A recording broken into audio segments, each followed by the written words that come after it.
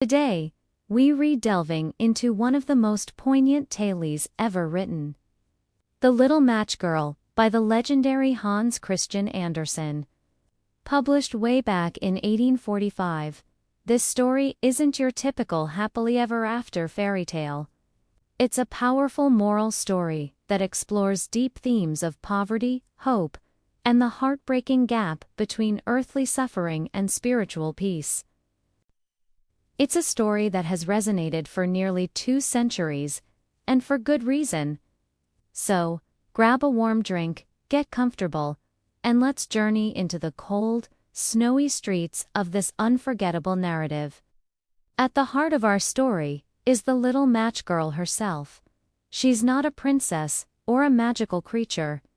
She's a poor, gentle child, barefoot and shivering, desperately trying to sell matchas on the coldest night of the year, New Year's Eve. She is the embodiment of innocence and vulnerability in a world that has turned its back on her. Then we have her grandmother.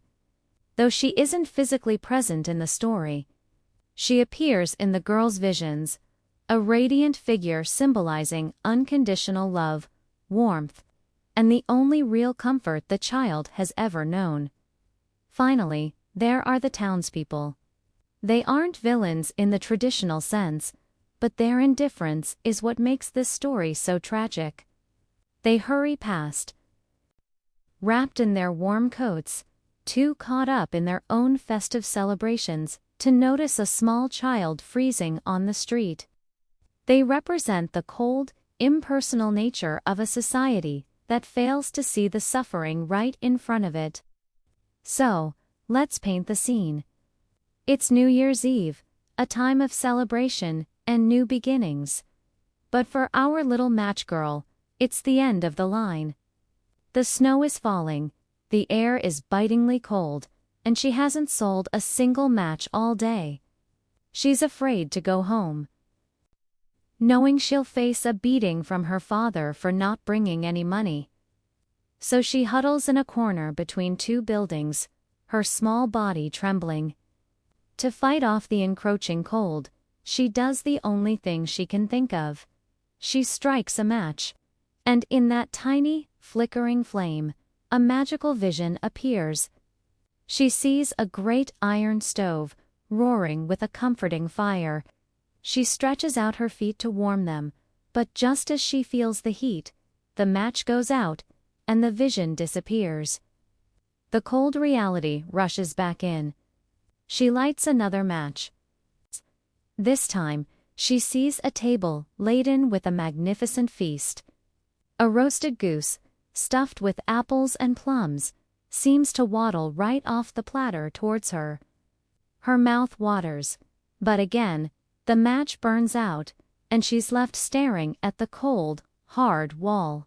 She knows she's losing herself in these illusions, but they are her only escape from the brutal cold. Desperate for another moment of warmth, she strikes a third match. Now, she sees a beautiful Christmas tree, adorned with thousands of candles and colorful ornaments. As the candles rise higher and higher, they transform into stars in the night sky.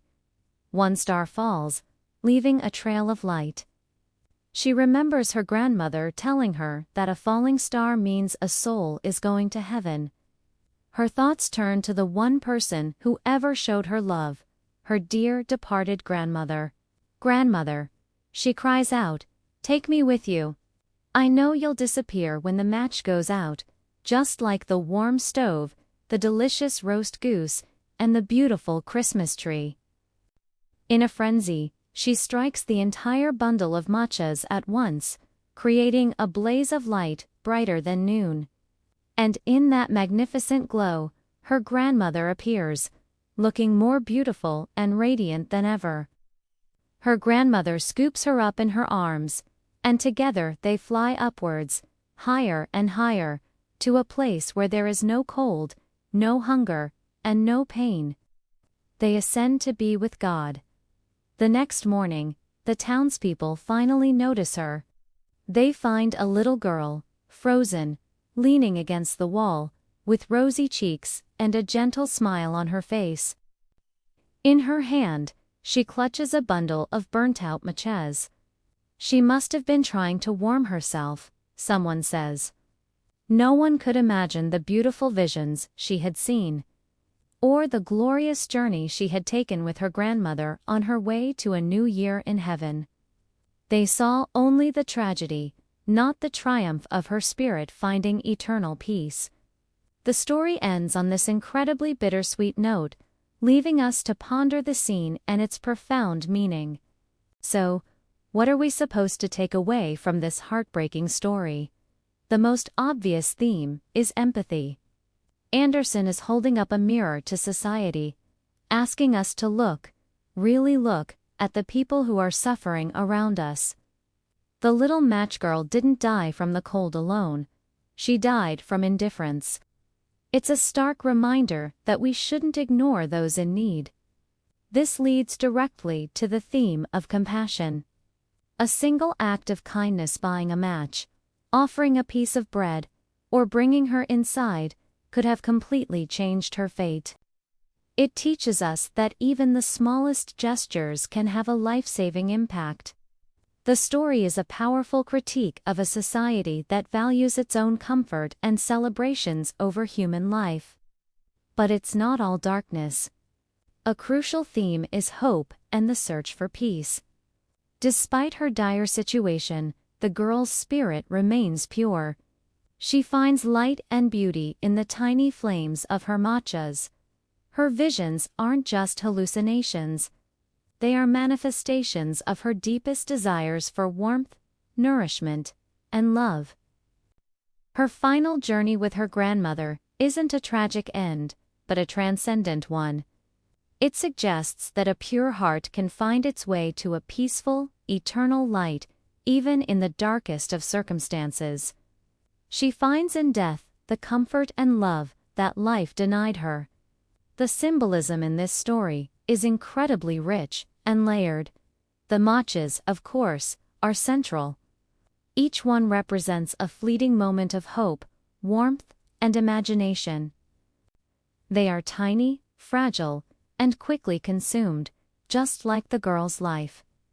But in their brief existence, they create worlds of beauty. The cold, unforgiving winter is a powerful symbol of the harshness of her life and the coldness of the society around her. It's a physical manifestation of the emotional coldness she experiences from others. The grandmother is the ultimate symbol of love, safety, and spiritual comfort. She is the destination, the embodiment of the heaven the little girl longs for. And finally, the light from the matches and the final blaze symbolizes hope and the soul's journey to a peaceful afterlife. It's the light that guides her out of the darkness of her earthly existence. The Little Match Girl has had a massive cultural impact.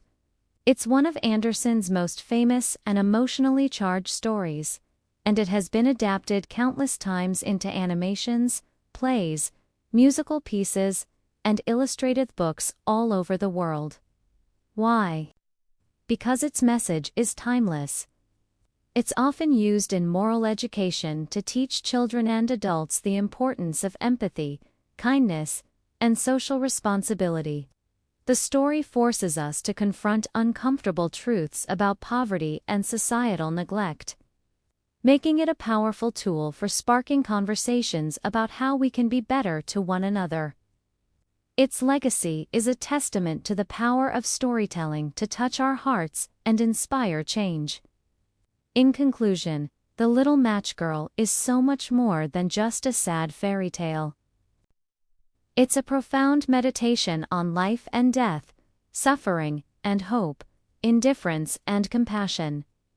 It's a story that stays with you, a gentle but firm reminder to look for the little match girls and boys in our own world. It challenges us to be the warmth in someone else's cold, to be the light in their darkness.